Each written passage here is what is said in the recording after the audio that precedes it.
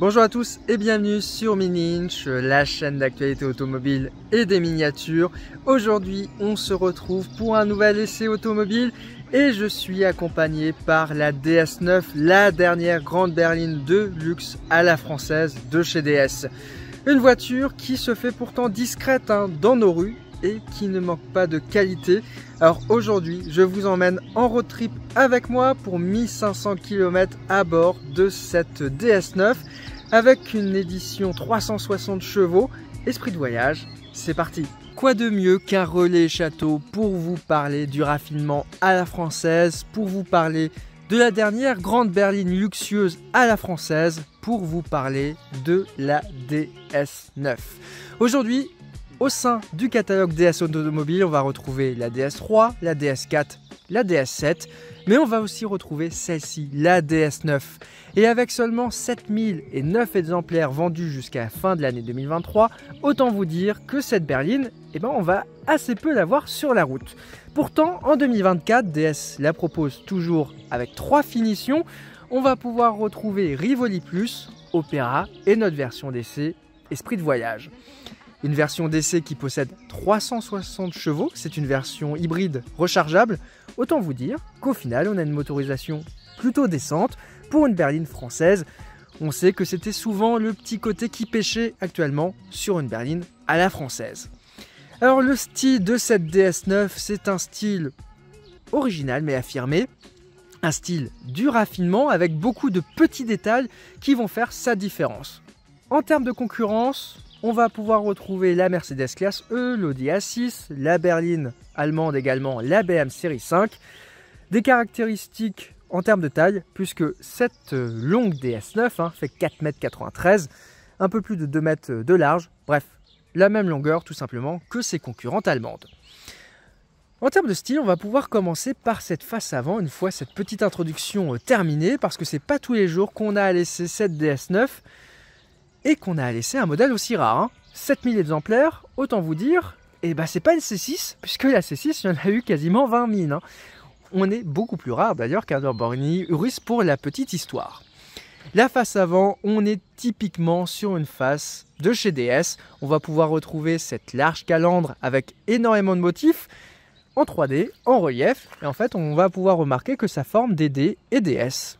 Voilà, tout simplement les initiales de la marque. Une calandre qui est extrêmement réussie et qui aujourd'hui, on retrouve ce type d'éléments un petit peu en 3D chez l'intégralité des concurrents automobiles.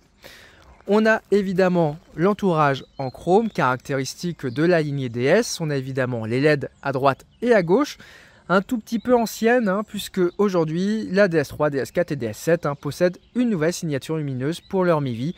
Un tout petit peu dommage que cette DS9 ne soit pas équipée. Juste au-dessus, on va retrouver les fameux blocs optiques à mouvement, les DS LED Vision. On a en fait des optiques qui vont pouvoir suivre la route, très caractéristiques également de chez DS. Vous allez me poser la question, mais qu'est-ce que c'est que ça au milieu de ce capot?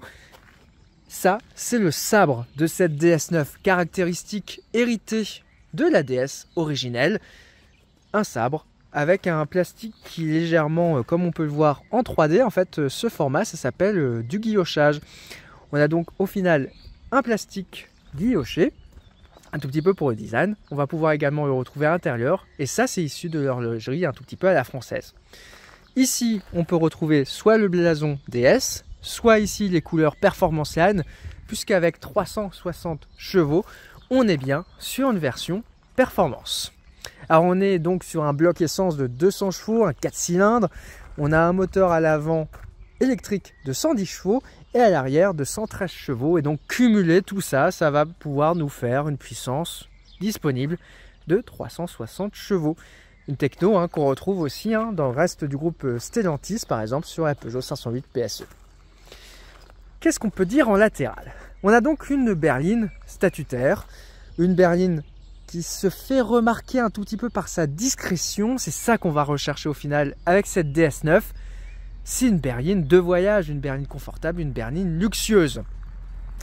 On va retrouver également comme caractéristique du reste de la gamme DS, des poignées qui sont dites flush, c'est-à-dire comme on peut voir, elles se rétractent, elles sont cachées dans la carrosserie.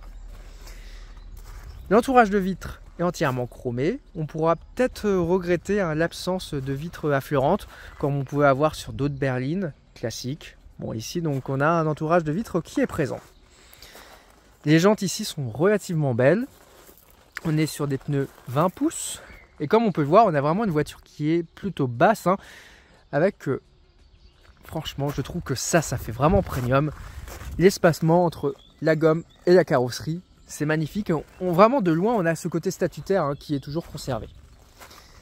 À l'arrière, on a donc un style qui est beaucoup plus déchargé qu'à l'avant, avec des petits détails qui sont quand même très caractéristiques. On a tout d'abord cette virgule ici en chrome, qui part à droite et également présent sur le côté gauche, qui se rejoint au niveau de la malle pour former tout un entourage de feux. Optiques qui sont à écailles, très caractéristiques également de la gamme DS. C'est d'ailleurs assez marrant de voir aujourd'hui que ce type de feu et d'optique est présent chez beaucoup de constructeurs concurrents avec des formes un tout petit peu différentes. En termes de pare-choc, on est plutôt classique, on n'a pas de dessin, on va dire, brouillon, fouillis. C'est propre, c'est simple et ça fait une belle ligne fluide. On a deux sorties d'échappement à droite et à gauche. C'est des décorations d'entourage d'échappement exactement, mais c'est des vrais. On a donc une malle et vous l'aurez noté, donc on a le feu de stop qui est présent juste ici. Dernier petit détail qu'on peut dire, c'est ça. Alors vous allez me dire, ok, on a vu qu'il y avait un énorme sabre sur le capot, c'est distinctif. Et ça, qu'est-ce que c'est? Et bien tout simplement, c'est aussi un rappel à la DS originelle avec les clignotants qui étaient présents en haut de lunette arrière. Ça, c'est présent à droite et à gauche. Et en fait, ça représente les clignotants de la DS. Petit clin d'œil assez amusant, qui néanmoins ne va pas jusqu'au bout à cause des normes, puisque la volonté à la base, c'était en fait d'avoir le vrai clignotant de la voiture qui était présent ici. Ce n'est pas possible, malheureusement. Donc en fait, on a tout simplement une petite lumière, une sorte de veilleuse qui est allumée en permanence. Ça se remarque, mais il faut le savoir. Et donc en fait, cette DS9, c'est une voiture qui est pleine de petits détails, de petits soucis d'attention aux détails. Et c'est ça au final qui fait le raffinement à la française. C'est ça au final qui fait sa véritable différenciation. Avec seulement 7000 exemplaires, clairement on peut dire que cette DS est vraiment rarissime. Pourtant elle est toujours commandable. Alors notre version d'essai, elle est quand même affichée à un tarif de 89 000 €. C'est un tarif qui est similaire à ce que propose la concurrence allemande. Donc on est aligné, une i5 avec le même finition à peu près et puis la même puissance ou même une série 5 est affichée au même prix. Idem chez Mercedes. Donc voilà, donc la DS est au même prix qu'une allemande. Mais la vraie question c'est, est-ce qu'aujourd'hui on est capable en France de mettre le même prix qu'une allemande pour une française qui pourtant est originale, différenciante et ultra rare. Alors l'intérieur, elle a aussi beaucoup de spécificités, mais bon, je pense qu'on va faire bouger un tout petit peu la voiture dans ce joli relais château et on va pouvoir partir à la découverte de l'intérieur. Nous sommes donc aujourd'hui au château d'Adomesnil et on va continuer notre découverte de DS9 avec l'intérieur. Alors, j'ai demandé à Jean de m'amener la voiture jusqu'à moi pour vous montrer un tout petit peu son élégance à la conduite. Et on va maintenant pouvoir passer à la découverte de l'intérieur, typiquement DS. Alors, comme vous pouvez le voir, il y a énormément de choses à dire. Et bien, c'est parti, on va monter à bord. Je vais éteindre la clim, comme ça, vous allez avoir un meilleur son. Alors tout d'abord, quand on arrive à l'intérieur de cette DS9, on retrouve en fait une planche de bord extrêmement similaire à celle du DS7, puisque c'est tout simplement quasiment la même. On a évidemment beaucoup d'attention aux détails, à nouveau, avec la présence au centre de cette montre BRM. Juste en dessous, on va avoir le bouton de Start and Stop, position très originale. On a un large écran également, qui est donc tactile, qui répond plutôt bien, et puis on verra qu'on va pouvoir le configurer énormément. En termes de volant, on a donc également un volant typique de chez DS, plutôt premium, puisqu'on voit qu'on n'a pas de méplats présents juste en dessous.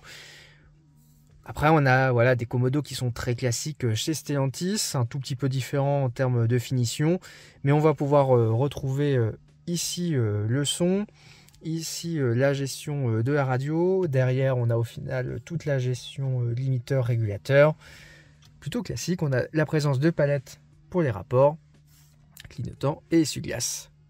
Alors vous avez ça également qui est présent avec le classique chez DS symbole du losange. C'est tout simplement deux capteurs qui sont présents pour vérifier votre attention. Voilà. Des ADAS qui sont quand même bien présentes sur cette DS. En termes de finition, ici on est sur du cuir nappa blanc. Alors moi j'aime beaucoup l'option rouge qui est présente sur certains modèles, mais notre version d'essai ne l'a pas. Donc comme on peut le voir, ici on a du point perle, hein, très caractéristique de chez DS. Moi j'adore, c'est vraiment premium dans tous les cas. On peut voir que c'est présent ici, c'est également présent sur la portière. Et on a aussi des très belles assises. Pourquoi? Tout simplement parce que on va pouvoir les qualifier de type montre de bracelet. Voilà, bracelet de montre, ici en termes de forme. Très classique également chez DS Automobile. On a ici le DS Automobile qui est présent au niveau de l'appui-tête. On verra d'ailleurs la partie arrière juste après. Bon, la voiture est peut-être un tout petit peu sombre. C'est tout simplement parce que je n'ai pas encore ouvert le toit ouvrant qui est panoramique, mais évidemment bien ouvrant. Bon, petit regret peut-être qu'il soit uniquement pour la partie avant. La partie arrière, on verra. On n'en profite pas vraiment. Bon, on est dans une voiture premium, donc on a quand même ici un rétroviseur sans bord. Et puis on a des petits symboles, toujours effet 3D au niveau de la climatisation, au centre qui est très classique. Par contre à droite et à gauche, avec un effet un tout petit peu 3D, assez original, mais c'est quand même plutôt bien intégré. Alors on va pas forcément voir l'ambiance de nuit, mais on a quand même une petite ambiance lumineuse qui est présente sur les portières et sous la console centrale. Et en termes de console centrale, c'est du classique chez DS. Comme on peut le voir, on va tout simplement pouvoir retrouver les classiques boutons et mains de vitre qui, chez DS, effectivement, sont bien présentes au centre. Toujours avec énormément de design. Est-ce que c'est tout peut-être un peu trop? Je ne sais pas, mais c'est caractéristique de la marque. Levier de vitesse classique chez Stellantis. Ici, on a une petite embossure I pour e-Tense, parce qu'on est avec une finition qui possède des motorisations électriques. On a des rangements ici avec une recharge à induction, de l'USB-C, une prise 12 volts. Ici, c'est plutôt très agréable, vous pouvez ranger votre portable. On a également deux portes globelets et un rangement qui est quand même assez petit, comme on peut le voir. On met pas grand-chose dedans. On a dans les portières également la possibilité d'avoir des rangements. On a un design qui est plutôt correct des portières. C'est vrai qu'aujourd'hui, c'est même aérien. Quand on voit certaines productions automobiles de 2024 avec des portières qui partent dans tous les sens, ça, c'est plutôt classique. On a également les raccourcis qui sont présents juste ici pour l'accès à la configuration véhicule. Évidemment, à la climatisation. On va retrouver en fait les losanges un tout petit peu partout. Alors tout à l'heure, je vous disais qu'on peut personnaliser cet écran. Effectivement, il y a énormément de personnalisation. Donc voilà, on clique au centre et on peut personnaliser le combiné qui est présent juste devant moi, mais également l'affichage tactile. Voilà, et donc en fait, il y a énormément de choses personnalisables. Comme on peut voir, c'est un menu 4 options. On va par exemple aller sur le deuxième, moi que j'aime bien. Voilà. On peut enlever des widgets, en ajouter. Bref, il y a toute une personnalisation à faire. C'est assez fou d'avoir ce niveau de personnalisation. Idem pour l'affichage. Comme on peut le voir, je peux rajouter des widgets avec des ADAS, une vision énergie par exemple si je veux. Et voilà. Et enregistrer. Ça, c'est vraiment top. Ici, en termes d'affichage, on n'a pas d'affichage tête haute. Un tout petit peu dommage dans cette DS9. On a quand même différents affichages qui sont proposés. On a minimal, personnel, navigation, conduite. Ça change un tout petit peu à chaque fois. C'est du classique. C'est tout simplement idem que dans un DS7 par exemple. Aujourd'hui. Donc par exemple, si on met en personnel, on a donc la dernière personnalisation que j'ai faite tout à l'heure, à l'instant. Alors ne vous inquiétez pas, hein, si vous voyez la clé qui est allumée, c'est tout simplement parce que la vidange de notre version d'essai est à faire incessamment sous peu. Donc c'est la petite prévention disant qu'il faut l'emmener au garage. Voilà, vous avez aussi minimal hein, pour ceux qui n'aiment pas beaucoup les informations, mais effectivement, il y a beaucoup d'informations quand même sur cet écran. Moi j'avais, il me semble, les cadrans. Donc comme vous pouvez voir, hein, énormément de choses à dire sur cet intérieur, sur la partie avant. Et on va voir la partie arrière. Parce que une DS9, c'est une voiture premium, certes, qui est faite pour le conducteur, mais qui est avant tout pensée pour voyager confortablement à l'arrière.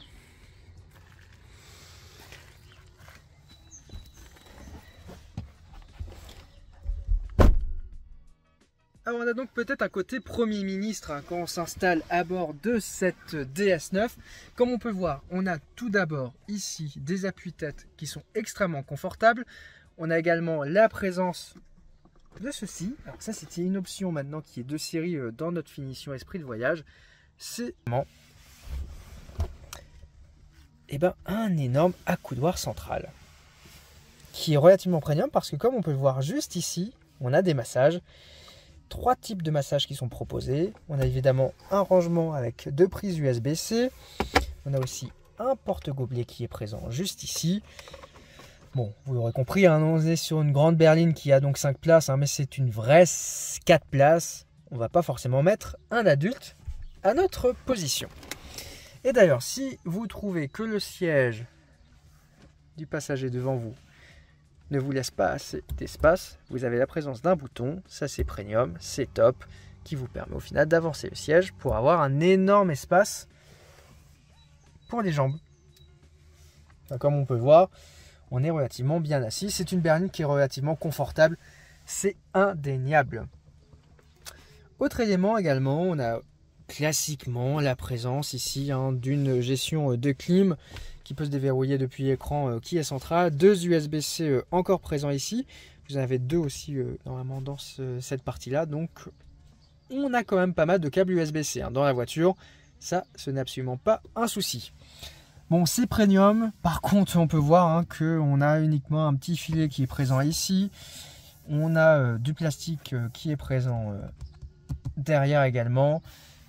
Voilà, on n'a pas forcément de beau cuir perlé qui est à disposition à l'arrière. C'est vrai que même la buse hein, ici en plastique relativement simple, alors que partout ailleurs on va pouvoir retrouver un tout petit peu de moquette. Hein. Également des tapis comme on peut le voir, où on a un petit rappel blanc sur les bords. Ça c'est top.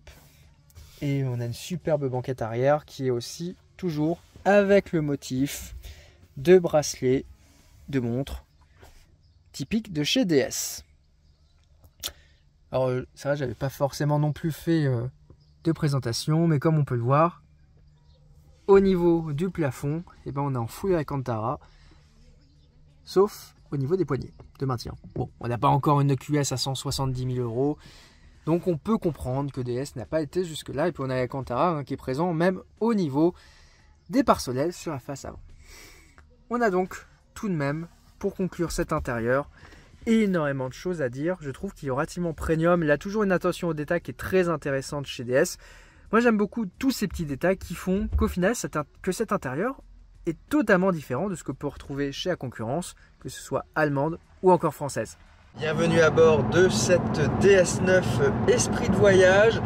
Pour le shooting, nous nous sommes rendus à Strasbourg et à Nancy. Il est maintenant temps de faire le trajet Nancy, région parisienne. Belle occasion pour vous montrer au final les capacités de routière de cette DS9.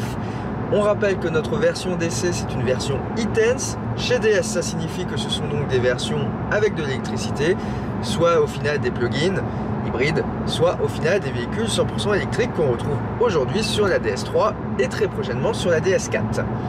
On a donc au final une puissance cumulée sur notre version de 360 chevaux, la plus puissante aujourd'hui du catalogue de chez DS, également du groupe Stellantis Peugeot Citroën, puisque c'est une technologie similaire à celle de la 508 PSE que l'on avait déjà testé d'ailleurs sur la chaîne. On va donc retrouver un blanc essence 4 cylindres de 200 chevaux, associé donc à 2 moteurs électriques. On en a un de 110 chevaux pour l'avant, 113 chevaux pour l'arrière, et on a à peu près une batterie utilisable de 15 kWh. Normalement, chargé à 100%, on est capable, je dirais, d'effectuer en fonction des trajets entre 40 et 60 km. Effectivement, ça dépend vraiment de votre gestion. Ce type de modèle, c'est un tout petit peu compliqué, je trouve, à utiliser, puisqu'il y a quand même besoin d'avoir une petite réflexion sur comment on essaie d'utiliser au mieux la charge, tout simplement parce que sinon on va avoir une surconsommation assez facile, autour de 8 à 10 litres. Néanmoins, on va rester inférieur aux consommations de ce bloc 200 chevaux qui est également présent sur le reste de la gamme chez DS, particulièrement sur le DS7, donc ça reste quand même assez rentable. En dynamique, l'interface de cette DS9 reste tout de même très accessible pour le voyage. Alors tout d'abord, on peut facilement naviguer à travers cet écran qui, personnellement, moi je trouve ça très bien intégré. J'en ai un peu marre, moi, des écrans qui sont juste posés sur la planche de bord, c'est vraiment horrible à utiliser. Donc là, en plus, on peut voir qu'on a les 4 menus qui peuvent s'afficher, plutôt simple. D'ailleurs, je ne vous l'avais pas fait noter, mais on a des boutons qui sont présents sur chaque siège, avant et arrière, et qui permettent d'accéder au menu. De massage, effectivement, on reste quand même dans une berline qui reste premium et luxueuse. On peut donc se faire masser avant et arrière. Les sièges sont évidemment ventilés également chauffants, c'est un must-have. Vous pouvez revenir juste ici. Là, on va remettre le petit menu que j'avais juste avant. Voilà. Le petit repose portable, plutôt très pratique, comme on peut le voir. Ici, ça s'intègre plutôt bien. Et donc, on a différents modes de conduite qui sont disponibles sur cette DS9, classique chez DS. On a donc, si on commence tout en haut, on va donc avoir le 4 roues motrices. Voilà, on va avoir l'affichage qui va changer. Par la suite, on a donc le mode sport. On peut voir également que les différentes LED du véhicule vont changer. Sport, c'est rouge. On va également pouvoir avoir le mode hybride, le mode confort, qui va normalement avoir un tout petit peu plus de moelleux, on dira, au niveau des suspensions. On a évidemment le mode 100% électrique. D'ailleurs, vous le renotez, je suis à 0% d'un point de vue électrique, et donc je vais donc faire le choix d'activer le mode e-Selve, qui va au final permettre à ce que le moteur thermique fonctionne en mode générateur. Ça fait une petite surconsommation, autour de 10 litres, tout de même. Mais au final, quand on est sur du long trajet, qu'on n'a pas la possibilité de recharger gratuitement ou à domicile, eh ben c'est quasiment plus rentable d'activer le mode e-Selve, d'avoir une consommation plus importante que de se brancher à une borne et d'avoir une facture pour 15 kW qui devrait être autour de quoi, de 20 € à peu près, alors qu'on va consommer 2 litres d'essence en plus à peine sur environ 50 à 60 km. Il faut savoir que pour remplir totalement sa batterie, et donc aller jusqu'à quasiment 40 km en 100% électrique, sur nos estimations e-Selve qu'on a pu mesurer sur ce trajet, il nous faut environ 50 à 60 km. Donc ça reste quand même assez rapide, surtout si on est très malin pour l'activer. Concernant l'affichage, on a quand même énormément d'éléments qui sont disposés sur cet écran, qui au final fait office de compteur. En fonction des paramètres, c'est plus ou moins clair, mais en fait on va pouvoir ici retrouver différentes informations, charge, éco, power, ça c'est l'intensité au final qui est demandée au moteur avec un X, bien au pluriel, que ce soit thermique et électrique. Ici je suis par exemple avec le mode ADAS qui me permet au final d'avoir le maintien dans la voie qui est activé, également l'indication du véhicule qui est juste devant. Moi j'ai mis loin, ce qui nous permet de pouvoir suivre cette voiture. Régulateur à 112, on a les commandes qui sont classiques juste à gauche. Voilà, on peut le mettre en pause, on peut reprendre le contrôle, on peut activer, on peut choisir si on veut suivre son véhicule plus ou moins loin ou près, ce qui est quand même assez pratique puisqu'on reste sur un régulateur qui est adaptatif, et on a aussi un mode mémoire. À gauche, on va donc retrouver la jauge d'énergie électrique. Donc ici, je me suis mis en régénération au max, donc le moteur thermique va générer de l'électricité pour les batteries. On est déjà remonté à 5% comme on peut le voir. Donc à 100%, on rappelle, on peut faire 60 km en full électrique. On verra ça un tout petit peu plus tard dans la vidéo, puisque ça apporte quand même un tout petit confort supplémentaire sur cette DS9. Et à droite, vous avez l'autonomie en thermique.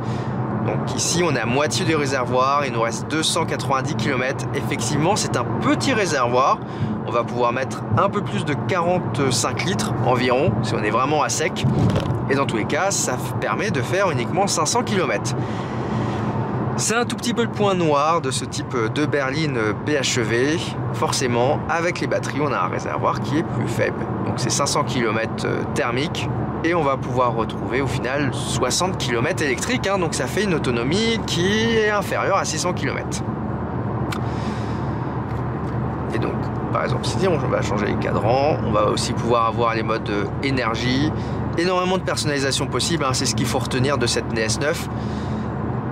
C'est quand même assez agréable.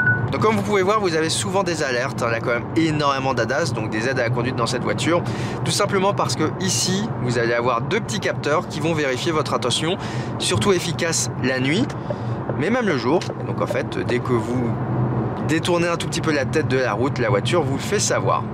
Cette voiture est également équipée d'une option conduite de nuit, hein, le Night Vision chez DS. Alors je vais essayer de vous le montrer un tout petit peu plus tard quand il sera opérationnel. Une option très appréciable quand on fait des fois de la route de nuit et qu'on traverse par exemple des forêts ou des aires urbaines avec beaucoup d'enfants et de passages. Ça permet tout simplement de pouvoir détecter des animaux sauvages, la voiture vous le dit, et c'est assez sécuritaire tout de même, même en ville, hein, quand vous avez par exemple avoir des enfants qui peuvent courir un tout petit peu partout, la voiture va le détecter et c'est aussi très sécuritaire. Nous continuons donc notre périple depuis l'Est direction Paris et arrivons dans la ville de Vitry-le-François. Raison de plus de passer en mode 100% électrique parce que nous avons régénéré à 82% notre batterie. Hein. Bon, forcément, ça fait une consommation de 8,6 depuis notre départ, mais maintenant on a une batterie pleine, donc ça devrait forcément baisser. D'ailleurs, il y a ChatGPT sur ce véhicule, comme beaucoup d'autres chez Stellantis. Quels sont les monuments de la ville de Vitry-le-François?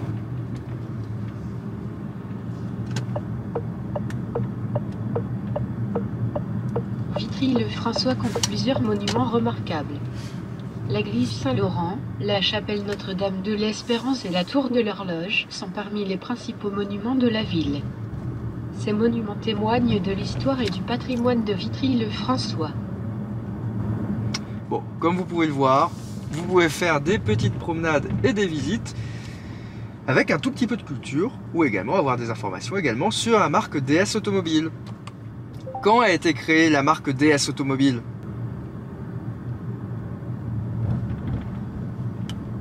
La marque DS Automobile a été créée en 2014. Elle incarne l'art du voyage à la française et manifeste le savoir-faire du luxe français. Depuis 2015, DS Automobile s'est positionné à l'avant-garde de l'électrification avec de nombreux titres et records en Formule E. Donc comme vous pouvez le voir, si c'est la voiture qui le dit, c'est qu'elle a raison. Alors ici on arrive sur une partie pavée justement, je voulais un petit peu vous montrer qu'est-ce que ça donne. Alors cette voiture est équipée du système DS Scan Active, il me semble que ça s'appelle comme ça, c'est une caméra normalement qui scanne la route et qui ajuste plus ou moins les suspensions. Est-ce que ça fonctionne ou ne fonctionne pas? On ne sait pas puisqu'on n'a pas d'informations qui sont indiquées sur le véhicule. Néanmoins, comme on peut le voir, on a quand même une très bonne stabilité, très bon confort. D'ailleurs, point extrêmement appréciable de cette voiture, hein, c'est son rayon de braquage. On est à 11 mètres. Hein. C'est très similaire à une petite citadine hein, de type Clio. On est à quelques dizaines de centimètres près. Hein. On est également très bien, hein, comme la Peugeot 508. Donc dans tous les cas, en ville avec le mode électrique, surtout que nous avons la version 4 roues motrices, c'est-à-dire que c'est souvent le moteur arrière qui se met en propu, un véritable régal, hein, qui permet d'avoir un confort beaucoup plus proche des véhicules allemands. Et d'ailleurs en termes de confort aussi, je ne vous l'ai pas fait noter, hein, mais on a évidemment un double vitrage en latéral. C'est quand même très appréciable et on a vraiment une très bonne insonorisation. Et donc on va reprendre la nationale, et puis on va pouvoir voir au final si la consommation diminue. Mais bon, comme vous pouvez voir, cette voiture quand même permet d'avoir une conduite en ville qui est très agréable, très sobre, surtout avec le mode électrique. 36 km annoncés. Alors là, je vais essayer de conduire en mode hybride, et puis on va pas tarder à arriver en région parisienne par la suite. Et dans tous les cas, comme le soulignait chat GPT à l'instant, hein. Dans les DS, on a beaucoup d'éléments à l'intérieur qui permettent quand même d'avoir le côté art du voyage et surtout de découvrir l'intérieur. Moi, c'est ça que j'aime beaucoup dans la DS. Dernièrement, j'ai eu par exemple des véhicules japonais où l'intérieur c'est très sombre. Alors oui, c'est une voiture qui fonctionne très bien, mais c'est un peu tristouné en fait au quotidien. Alors que dans une DS, il y a toujours des petits détails. Là par exemple, ici, on peut voir que c'est du plastique qui est guilloché. On sait que le guillochage est utilisé dans l'horlogerie. Ça fait une petite histoire à raconter qui est un peu originale, sans oublier ce sabre. Je sais pas si on le voit à la caméra, mais quand on conduit, on le voit en permanence, le sabre qu'il y a sur le capot. 360 chevaux, c'est tout de même très sportive et on va pouvoir le voir avec un démarrage. Si on met toute la puissance, c'est plutôt réactif. Néanmoins, ça fait quand même plusieurs fois qu'on observe un petit à-coup, hein, comme on peut le voir à l'accélération. Assez étonnant qu'il reste, malgré le fait qu'on ait ici une batterie qui est quasi pleine. Seul petit défaut, mais néanmoins, on a quand même un véhicule qui est un tout petit peu sportif. En plus, on a une très bonne monte ici, on est sur des pilotes sport, hein, en 20 pouces. Par contre, pour avoir testé la 508 PSE, ce qui est très étonnant, c'est qu'avec la Peugeot, on avait très envie de faire du circuit. Vraiment, c'était une voiture très sportive. Celle-ci, on a bien 360 chevaux, mais c'est vrai que c'est beaucoup plus 360 chevaux d'agrément en fait. On veut vraiment apprécier plutôt le confort. C'est quand même très agréable d'avoir de la puissance sous le capot. Mais c'est pas forcément une voiture de sport, cette DS9. Ça reste une très belle berline, confortable, avec le petit côté sportif. Globalement, le confort est maître mot à bord de cette DS9 et la conduite, il n'y a pas grand chose à dire dessus, hein, si ce n'est que c'est vraiment une berline qui est confortable, qui répond aux attentes, hein. Elle est très maniable, ça c'est très surprenant, hein, malgré 4,93 m, c'est très maniable. On est bien insonorisé, que ce soit en ville 90, 110 ou également sur autoroute à 130. Hein. En ville, les moteurs électriques aident bien forcément. Et sur autoroute, on entend quand même assez peu le moteur de 200 chevaux. L'intérieur, les sièges, rien à redire. On est sur des sièges de chez DS. On va retrouver le même intérieur que sur le DS7 avec les mêmes caractéristiques. Et donc les mêmes défauts et les mêmes appréciations. C'est vraiment un intérieur qui est confort, qu'on aime ou qu'on n'aimera pas, hein, mais il est très typé. Attention aux détails, la française avec de nombreux petits détails qu'il faut surveiller. En termes de consommation, on va voir ça juste après au bilan conso de la voiture, mais ça reste très satisfaisant malgré le gabarit, les 360 chevaux. En termes de motorisation, ici on est donc sur deux moteurs électriques associés à un moteur thermique. Très bonne synchronisation, hein, rien à redire. Néanmoins sur le mode sport, on a eu plusieurs fois des à-coups, surtout au passage visiblement de la 2 et de la 3. Plutôt surprenant, on ne retrouve pas les à-coups à basse vitesse le reste du temps. Mais voilà, il peut avoir des petits à-coups dans la boîte. Sinon elle est très linéaire et c'est très agréable. On a quand même quelque chose qui est beaucoup plus agréable que par exemple une boîte à grappes aujourd'hui qu'on peut retrouver chez la concurrence. Et donc on se rapproche vraiment d'un confort à l'allemande. L'écran plutôt bien, néanmoins un tout petit peu daté sur certaines fonctions, hein, comme par exemple avec la caméra de recul. Et sinon l'affichage, en dehors d'une tête haute qui peut être manquante, est vraiment pas mal. Hein. Donc globalement, on reste quand même sur une voiture qui est statutaire, qui se conduit bien, qui est très confortable. Et c'est ça, je pense, vraiment l'avantage de cette DS9. De toute façon, elle est faite pour le confort. Hein. Si vous voulez 360 chevaux avec un côté un tout petit peu plus agressif, et vous allez chez Peugeot et vous prenez la 508 PSE. Bref, moi je suis bien conquis par cette DS9. Au bout de 1500 km, on n'a pas forcément envie de la rendre. Peux-tu nous parler du fabricant Norev ?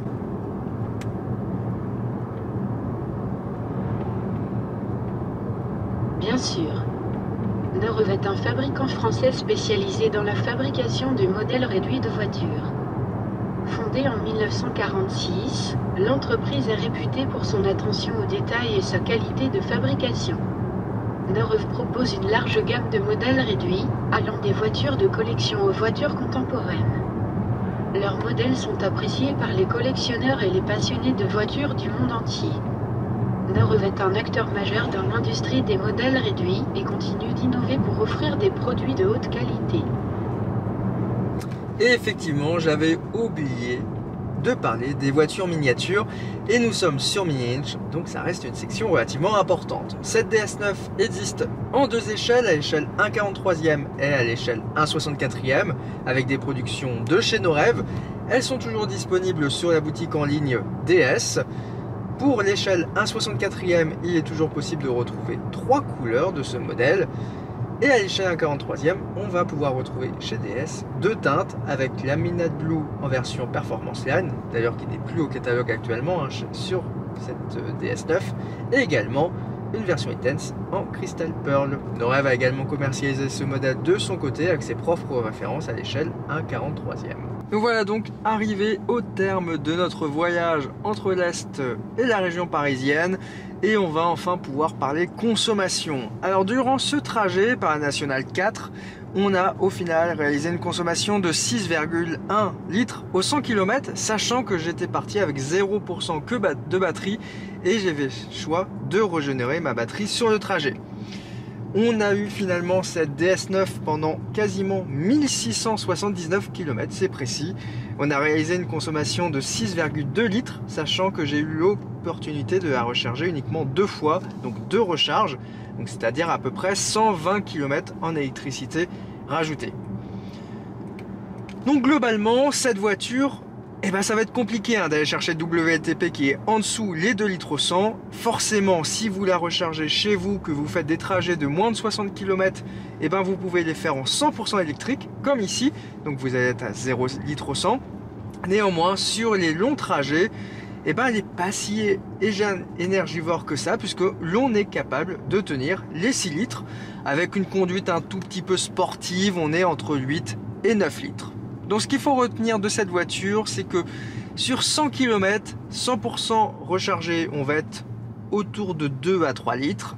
Sur un long trajet rechargé au départ, on va être entre 5 et 6 litres. Sur des longs trajets non rechargés, on est entre 6 et 7 litres. Et si on veut vraiment jouer avec les 360 chevaux, on sera sur du 7 litres.